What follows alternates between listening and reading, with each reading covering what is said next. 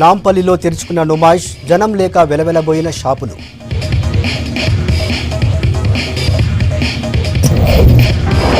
ఎగ్జిబిషన్లకు బల్దియా permission must, సమన్వయ కమిటీలో కీలక నిర్ణయాలు.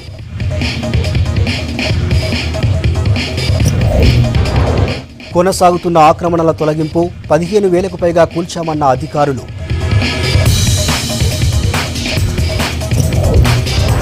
రౌడీ షీటర్ హత్య కేసులో 12 మంది అరెస్ట్, పాత కక్షలతోనే దాడి చేశారన్న పోలీసులు. ఆకట్టుకున్న విల్లా మేరీ ట్రేడ్ ఎక్స్పో, డ్యాన్సులతో అదరగొట్టిన స్టూడెంట్స్.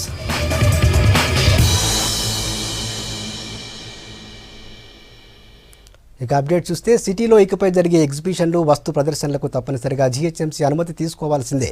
నాంపల్లి నుమాయిష్లో అగ్ని ప్రమాదం తర్వాత సిటీ సమన్వయ కమిటీ సమావేశమైంది. ఎగ్జిబిషన్ గ్రౌండ్లో అన్ని శాఖలు అప్రమత్తంగా వ్యవహరించడంతో ప్రాణనష్టం తప్పిందని అభిప్రాయపడింది. నాంపల్లి ఎగ్జిబిషన్ గ్రౌండ్ లో అగ్ని ప్రమాదంతో సిటీ సమన్వయ కమిటీ కీలక నిర్ణయాలు తీసుకుంది. ఇకపై నగరంలో ఎగ్జిబిషన్లు, భారీ బహిరంగ సభలు, భారీ మార్కెట్లు ఎక్కడ జరిగినా కంపల్సరీగా అగ్నిమాపక, పోలీస్, విద్యుత్ శాఖల నుంచి ఎన్ఓసీలు తీసుకోవాలని నిర్ణయించింది. జీహెచ్ఎంసీ కమిషనర్ దానకిషోర్ ఆధ్వర్యంలో జరిగిన ఈ సమావేశంలో సైబరాబాద్, రాచకొండ కమిషనర్లతో పాటు రంగారెడ్డి, హైదరాబాద్ జిల్లా కలెక్టర్లు, ఉన్నత అధికారులు సమావేశమయ్యారు. ఈ భేటీలో కీలక నిర్ణయాలు తీసుకున్నారు.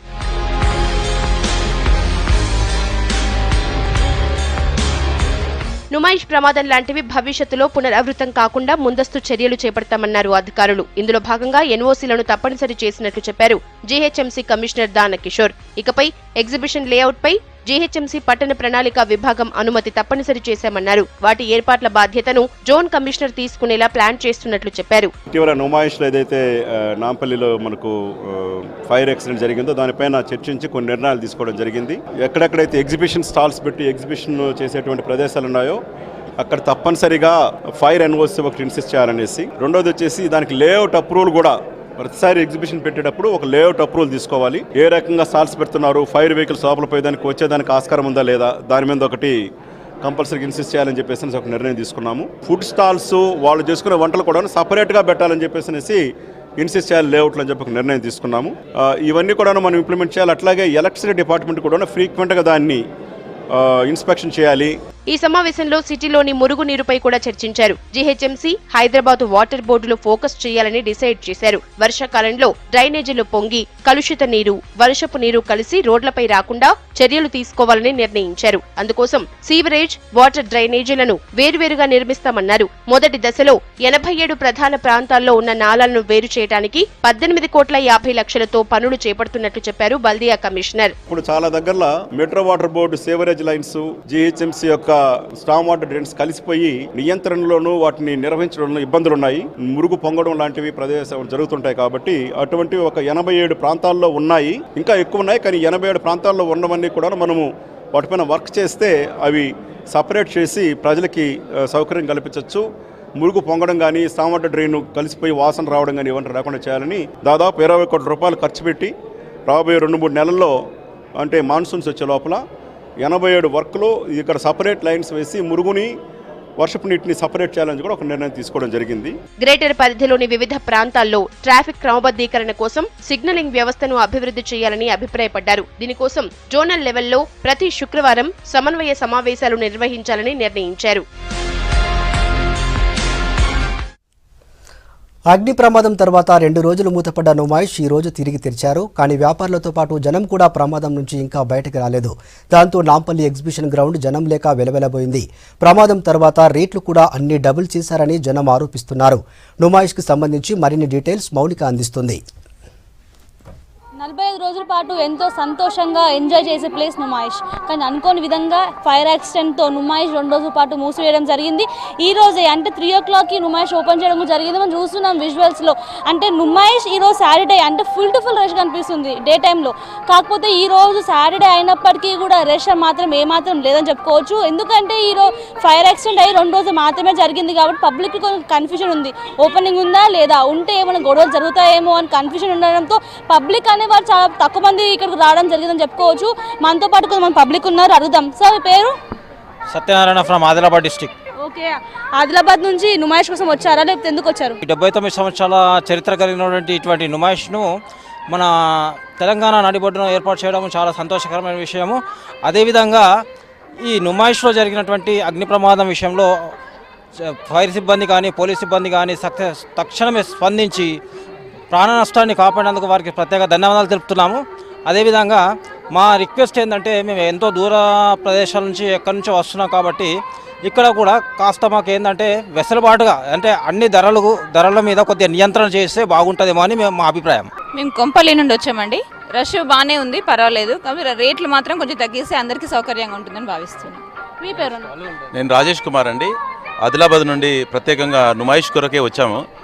గత 4 రోజుల క్రితమే మేము రావాలని ప్లాన్ చేసుకున్నాం, కానీ అదే రోజు ఫైర్ యాక్సిడెంట్ అవడం వల్ల కొద్దిగా డిసప్పాయింట్ అయినా ఈ రోజే మళ్ళీ వెంటనే ప్రభుత్వం తక్షణం చర్యలు తీసుకొని రీఓపెన్ చేయడము నిజంగా ప్రభుత్వాన్ని ఇందులో అభినందించదగ్గ విషయం. ఏంటంటే ఆ రోజు ఎలాంటి ప్రాణ నష్టం కానీ కొద్ది గొప్ప ఆస్తి గొప్ప నష్టం జరిగిండొచ్చు కావచ్చు, కానీ ప్రాణ నష్టం జరగకుండా కాపాడే ప్రజలందరినీ అంటే వెంటనే బయటకు పంపించేసి మళ్ళీ వెంటనే తీర్చడం అనేది అంత సాధారణమైన విషయం కాదు.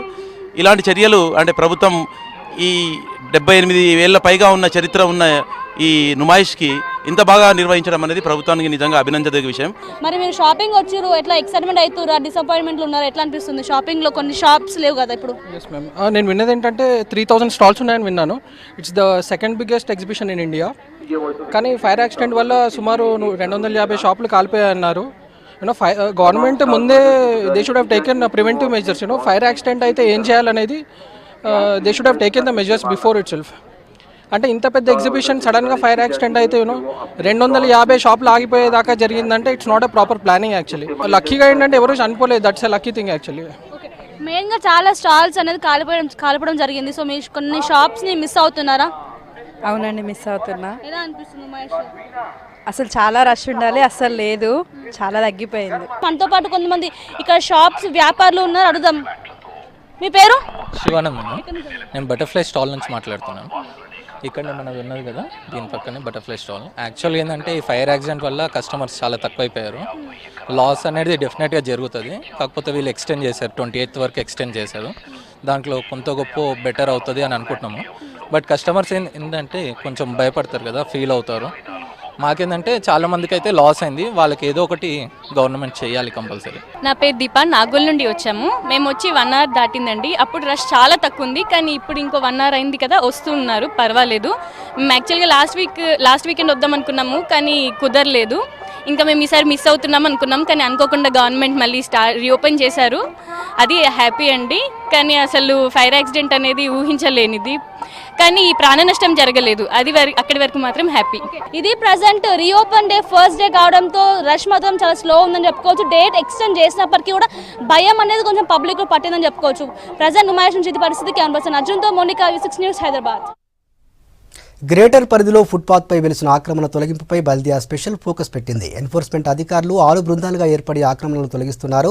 స్పెషల్ డ్రైవ్లో ఇప్పటివరకు 15,000కు పైగా ఆక్రమణలు కూల్చివేసినట్లు అధికారులు తెలిపారు. సిటీలో ఫుట్పాత్ ఆక్రమణల తొలగింపు కొనసాగుతోంది. గ్రేటర్ పరిధిలో 127 కిలోమీటర్ల ఫుట్పాత్లపై అక్రమ నిర్మాణాలున్నాయి. రైట్ టు వాక్ నినాదంతో ఈ ఆక్రమణలను కూల్చివేస్తున్నారు బల్దియా అధికారులు. శనివారం రామంతపూర్, హబ్సిగూడతో పాటు చాలా ప్రాంతాల్లో ఎన్ఫోర్స్మెంట్ విభాగం ఆధ్వర్యంలో 6 టీంలు ఫుట్పాత్లపై ఉన్న ఆక్రమణలు కూల్చివేశారు. ఫుట్పాత్ ఆక్రమణల తొలగింపులో ప్రజల నుంచి పూర్తి స్థాయి సహకారం ఉందంటున్నారు ఎన్ఫోర్స్మెంట్ అధికారులు. తమ ప్రాంతాల్లో ఉన్న ఆక్రమణలు తొలగించాలంటూ సిటిజన్స్ కోరుతున్నట్లు చెబుతున్నారు. ఇప్పటి వరకు 15,400 ఆక్రమణలు కూల్చివేసినట్లు చెప్పారు. తొలగించిన ఫుట్పాత్లపై మళ్లీ ఆక్రమణలు చేస్తే చర్యలు తీసుకుంటామన్నారు enforcement director Vishwajit. Directorate of enforcement, vigilance and disaster management తరఫున ఫుట్పాత్ ఎంక్రోచ్మెంట్ రిమూవల్ డ్రైవ్ జరుగుతున్న సంగతి అందరికీ తెలిసిందే. అయితే ఈ రోజుతో 15,000 ఆక్రమణల తొలగింపు పూర్తయింది. ఈరోజు Ramanthapur to street number 8 Habsiguda చేసిన డ్రైవ్లో భాగంగా దాదాపు 700 ఆక్రమణలు తొలగించాము. దీంతో కంప్లీట్ ఇప్పటి వరకు జరిగిన 8 డ్రైవ్స్ కలుపుకొని 15,400 చిల్లర ఆక్రమణలు తొలగించడం జరిగింది. అయితే కొంతమంది వీటిని రీఆక్యుపై చేసిన, రీఎంక్రోచ్మెంట్ చేసిన వాళ్ళ మీద కూడా కఠినమైన చర్యలు తీసుకోవడం జరిగింది. చాలా మందికి పెనల్టీస్ వేసాము, కొన్ని షాప్స్ సీజ్ చేసాము. ఇప్పటివరకు దాదాపు 160 షాప్స్ అండ్ ఎస్టాబ్లిష్మెంట్స్ని సీల్ చేయడం జరిగింది ఫుట్పాత్ రీఎంక్రోచ్మెంట్ కోసం. ఫుట్పాత్లపై ఆక్రమణల తొలగింపును ప్రజలు అభినందిస్తున్నారు. ఫుట్పాత్లను మరమ్మత్తు చేసి అందుబాటులోకి తెస్తే బాగుంటుందనే అభిప్రాయం వ్యక్తమవుతోంది. మేడ్చల్లో 73 లక్షల విలువైన మద్యం బాటిళ్లను స్వాధీనం చేసుకున్నారు మల్కాజ్గిరి పోలీసులు.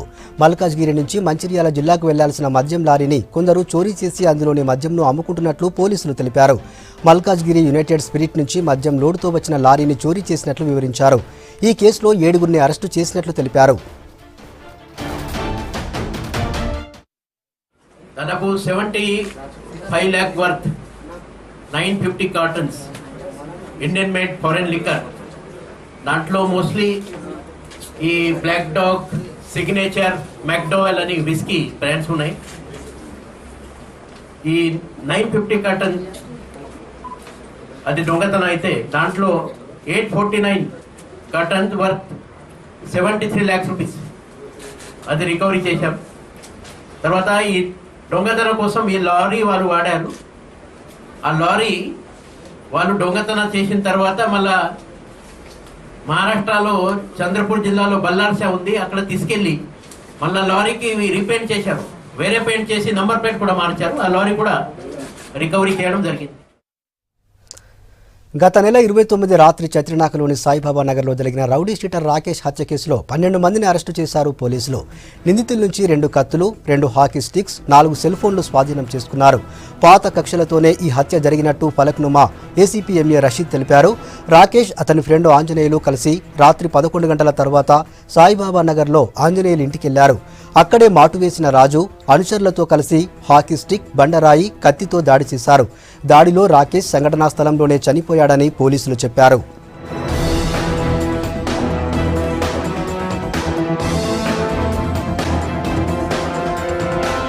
రాకేష్ కుమార్ అనే 23-year-old GHMC contract driver murder జరిగింది.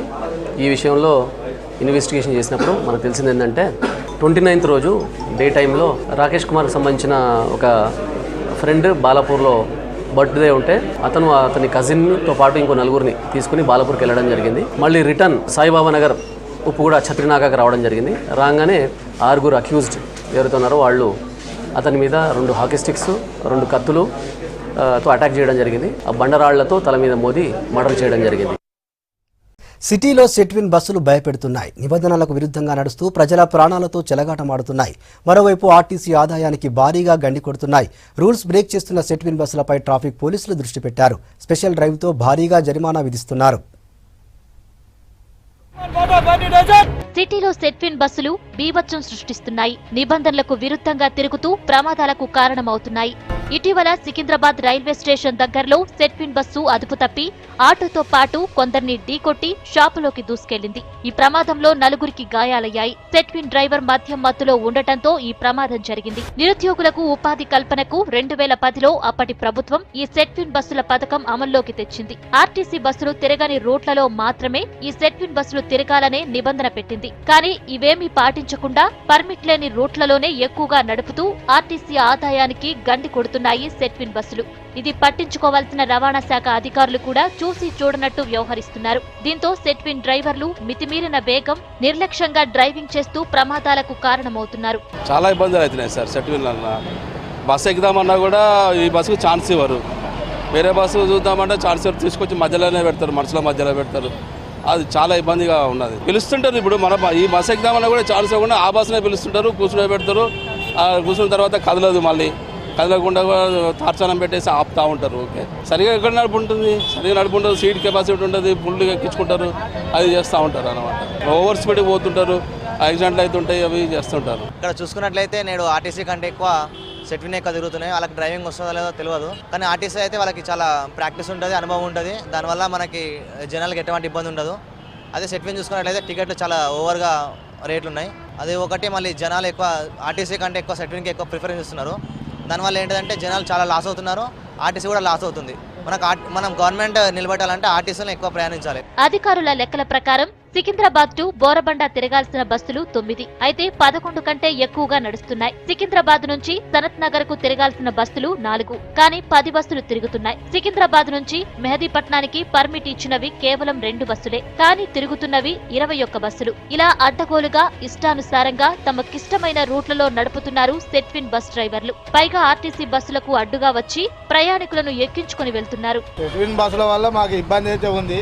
బస్ స్టాపులనే ఆపాలని బస్సులలో అంటారు. వాళ్ళు ఏడంటే ఆడ ఆపుతారు. సిగ్నల్స్ కాడ కూడా జామ్ చేసుకుంటే నిదానంగా పోయి మొత్తం జామ్ చేస్తుంటారు. ఇంకా ట్రాఫిక్ అట మెహదీపట్నం బస్ స్టాప్ లో వాళ్ళే ఆపుతారు. బస్సులను పోనీయకుండా మొత్తం సైడ్ ఇయ్యరు. బస్సుల బోర్డులు కనబడకుండా వాళ్ళే అడ్డం పెట్టి ఆపుతారు. ఇంకా ఇది వాళ్ళ చేసేది. ఆర్టీసీకి అయితే సెట్విన్ వల్ల గండే. సెట్విన్ బస్సు ప్రమాదాలపై పోలీసులు అలర్ట్ అయ్యారు. బస్సుల ఫిట్నెస్ తో పాటు పెండింగ్ చలాన్స్, కాలుష్యం, డ్రైవింగ్ లైసెన్స్ పై స్పెషల్ డ్రైవ్ చేపట్టారు. కండిషన్ లేని వెహికల్స్ పై ఫైన్ వసూలు చేస్తున్నారు. 45 సికింద్రాబాద్ ఏరియా మొత్తం 45 మొత్తం అన్ని డాక్యుమెంట్స్ చెక్ చేయడం జరుగుతుంది. దాని మీద ఏమైనా పాత పెండింగ్ ఏమైనా పెండింగ్ కట్టించబడుతుంది. నెక్స్ట్ డ్రైవర్కి లైసెన్స్ కానీ మళ్ళీ డాక్యుమెంట్స్ టోటల్ వెరిఫై చేయడం జరుగుతుంది. దాని మీద ఏమన్నా ఒకవేళ వైలేషన్ ఏమైనా ఉంటే పనులు సీజ్ చేసి కోర్టు పంపించబడుతుంది. అధికారుల నిర్లక్ష్యంతోనే సెట్విన్ బస్సులు అడ్డగోలుగా నడుస్తున్నాయంటున్నారు ప్రయాణికులు. ఏదైనా పెద్ద ప్రమాదం జరిగితే తప్ప మేలుకోవడం లేదని మండిపడుతున్నారు. ఇప్పటికైనా అధికారులు తనిఖీలు చేసి నిబంధనలకు విరుద్ధంగా నడుస్తున్న సెట్విన్ బస్సులపై చర్యలు తీసుకోవాలని డిమాండ్ చేస్తున్నారు. అంబేద్కర్ కాలేజీ విద్యార్థులు చదువుతో పాటు అన్ని రంగాల్లో ముందుకెళ్తున్నారన్నారు Telangana state council higher education vice chairman Limbadri. Bagh లింగంపల్లిలోని అంబేద్కర్ కాలేజీలో నాక్ అక్రిడిషన్పై ఓరియంటేషన్ నిర్వహించారు. ఈ కార్యక్రమంలో Ambedkar educational society chairman Vivek Venkataswamy, secretary వినోద్తో పాటు ట్విన్ సిటీస్కు చెందిన వివిధ కాలేజీలకు 25 మంది ప్రిన్సిపల్స్ పాల్గొన్నారు.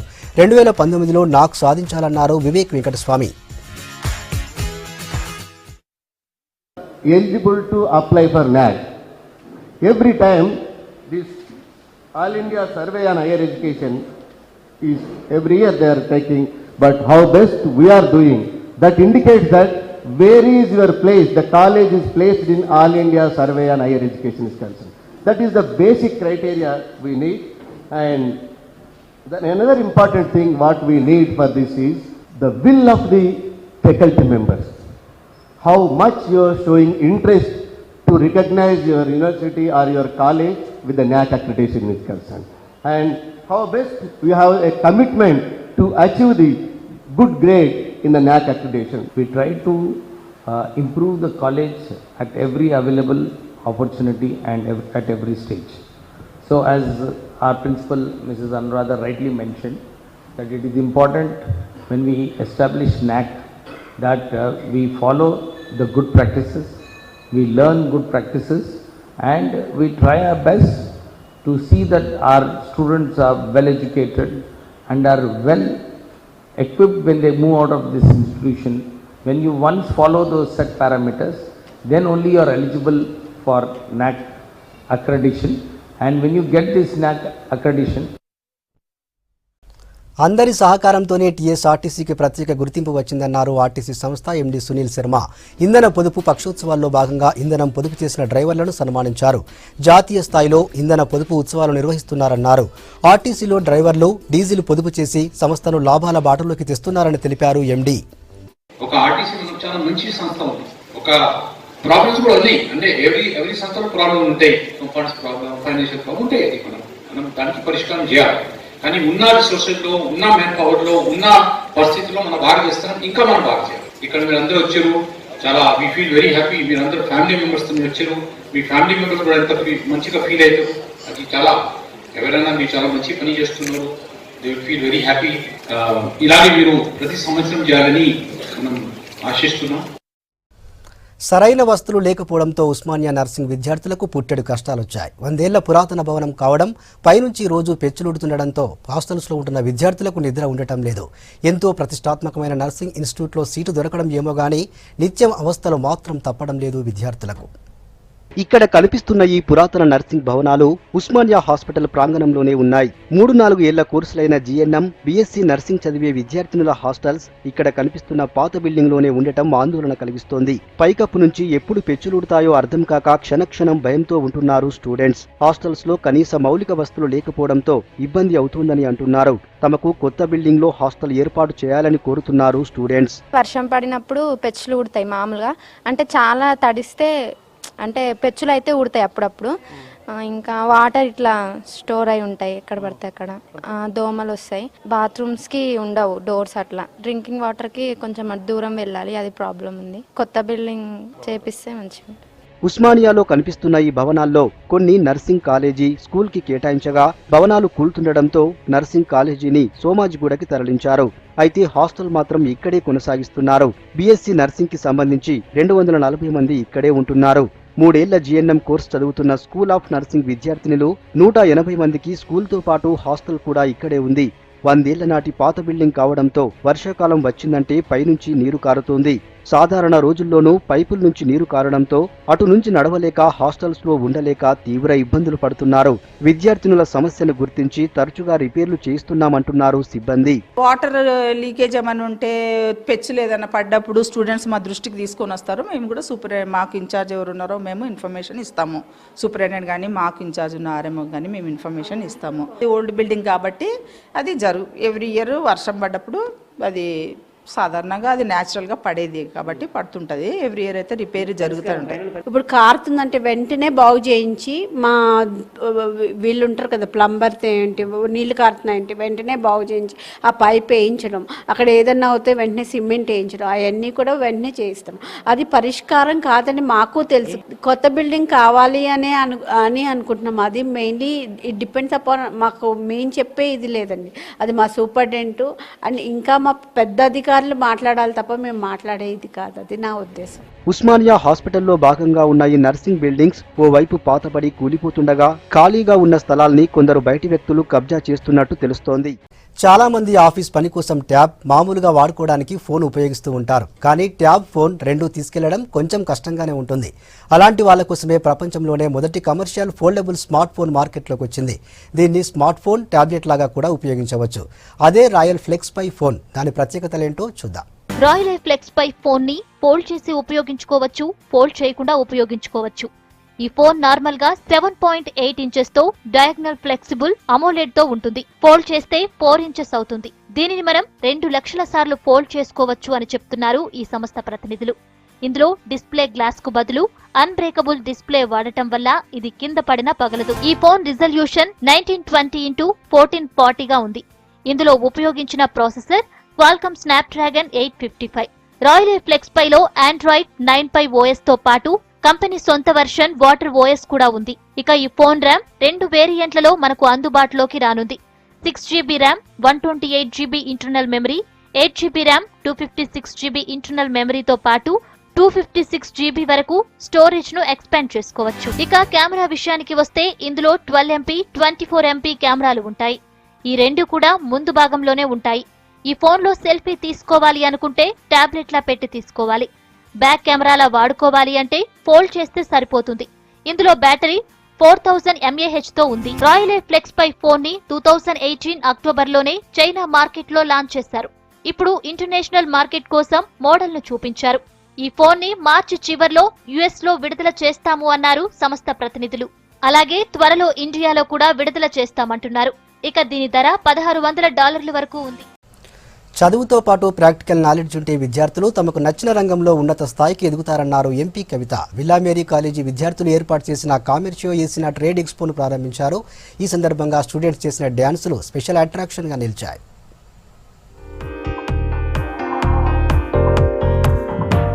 సోమాజిగూడలోని జయా గార్డెన్స్ లో విల్లామేరీ డిగ్రీ కాలేజ్ కామెర్సియో ఎసినా ట్రేడ్ ఎక్స్పో ప్రారంభమైంది. ఈ కార్యక్రమానికి ముఖ్య అతిథిగా MP Kavitha, IT secretary Jayesh Ranjan హాజరయ్యారు. ట్రేడ్ ఎక్స్పోలో విద్యార్థులు ఫుల్ గా ఎంజాయ్ చేశారు. ఆటపాటలతో దుమ్మురేపారు.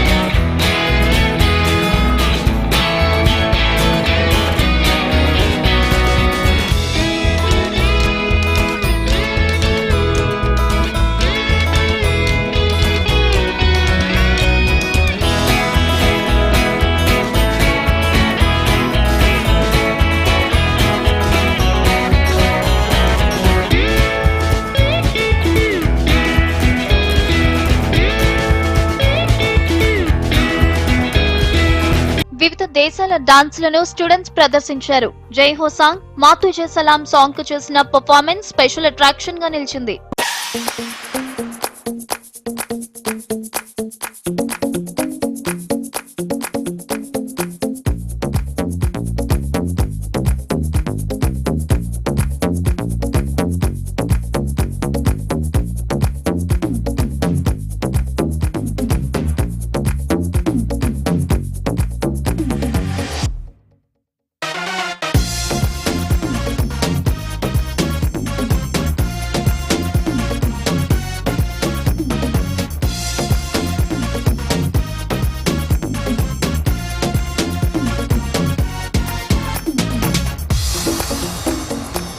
విద్యార్థులు అనుకున్న లక్ష్యాలు సాధించాలంటే ఆత్మవిశ్వాసంతో ముందుకెళ్లాలన్నారు ఎంపీ కవిత. పోటీ ప్రపంచంలో కేవలం పుస్తకాల విజ్ఞానం ఒక్కటే సరిపోదని టెక్నాలజీతో వస్తున్న మార్పులు తెలుసుకొని ముందుకు వెళ్లాలన్నారు. I would like to tell all the students here that these countries are truly very, very important for India as trade partners. So as policy makers, as member of parliaments, as state governments, as bureaucrats, all of us try to understand these countries in a much better way. I'm sure with this event today, most of you students understand it in a very, very great way. And I'm glad I'm here today. I'll be able to see much more for myself also. Although I visited many of these nations, it is always better to know these countries more. విద్యార్థుల్లో business skills పై అవగాహన కల్పించేందుకే ఈ trade expo నిర్వహిస్తున్నట్లు చెప్పారు college principal fellow Meena. ఈ trade fair అంటే వీళ్ళందరూ BCom students అన్నమాట. Business గురించి చదువుకుంటారు. వాళ్ళ main paper is business management. ఆ పేపర్ని మేము ఇట్లా ప్రాక్టికల్గా వీళ్ళకి చూపిస్తున్నాం అనమాట. How to do business after the BCom, after the complete the courses. వాళ్ళు they voluntarily prepared all these things and they came out. Food, non food అన్నీ కలిసి 40 ఉన్నాయి. ఇది కాకుండా ఇంకా ట్రేడ్ అవి చూపించే ఎగ్జిబిషన్స్ అన్ని ఉన్నాయి కదా. ఈ ప్రదర్శనలో విద్యార్థులు 40 స్టాల్స్ ఏర్పాటు చేశారు. America, India, Mexico, UAE, Sri Lanka, Belgium లాంటి 8 దేశాల ట్రేడ్స్, ఆర్థిక పరిస్థితులు, అక్కడి కళలు, చారిత్రక కట్టడాల నమూనాలతో స్టాల్స్ ఏర్పాటు చేశారు. మా కంట్రీ యుఏఈ, సో మేము డిఫరెంట్ గా ఏమేమి మోడల్స్ ఉంటాయో ప్లేసెస్ టు విజిట్ అని ఇంపోర్ట్ అండ్ ఎక్స్పోర్ట్ అండ్ మా trade relations, India trade relations యుఏఈతో ఎలా ఉన్నాయో. సో ఇక్కడ ప్రతి కంట్రీ కూడా ఇండియా రిలేటెడ్ గా చెప్తారు వాళ్ళ కంట్రీకి. సో మేము petrol and coal import and export చేస్తుంది కాబట్టి ఇండియా, ఎక్స్పోర్ట్ ఏమో దుబాయ్ చేస్తుంది కాబట్టి మేము అవి కూడా పెట్టాము అక్కడ petrol tankers. Representing the India, the theme of this stall is where the clothes are where we export the major khadi cloth and the flowers genda fool, they are where we export the in a major cost where our GDP increases, and those are the dry fruits where it is a main reason to export the spices of our country which is a famous. ఈ expo చూసేందుకు కాలేజీల విద్యార్థులు హాజరయ్యారు. Students ఏర్పాటు చేసిన trade show బాగుందన్నారు. Stalls లో garments, food, వివిధ ఉత్పత్తులను ప్రదర్శించారు. Enjoying a lot. First time మా డిగ్రీ మా సీనియర్స్ వాళ్ళు వచ్చి వాళ్ళు మమ్మల్ని ఇన్వైట్ చేసి చాలా కైండ్లీగా పిలిచి ఇంత మంచిగా రైడ్స్, క్యామెల్ రైడ్స్ అని చాలా ఎంజాయ్మెంట్ చేస్తున్నాం. ఇక్కడ ఆల్ 8 కంట్రీస్ స్పెషాలిటీస్ ఉన్నాయని చెప్పారు. And Arabic the camel ride చాలా బాగుంది. And we are playing a lot of games. చాలా బాగుంది. క్యామెల్ అయితే ఇంకా చాలా బాగుంది. ఎక్కడ ఏ కాలేజ్ పెట్టని ఎగ్జిబిషన్, మా ఈవెంట్ మా కాలేజ్ వాళ్ళు పెట్టడం చాలా హ్యాపీగా ఉంది. ఫుడ్ స్టాల్ ఉంది, యాక్సెసరీ స్టాల్ ఉంది. విద్యా వ్యవస్థలో వస్తున్న మార్పులకు అనుగుణంగా అన్ని రంగాలపై పట్టు సాధించేలా ఇలాంటి కార్యక్రమాలు ఉపయోగపడుతున్నాయి. ప్రాక్టికల్ నాలెడ్జ్ తో పాటు విద్యార్థుల్లో పట్టుదల, ఆత్మవిశ్వాసం పెరుగుతుందన్నారు కాలేజ్ లెక్చరర్స్.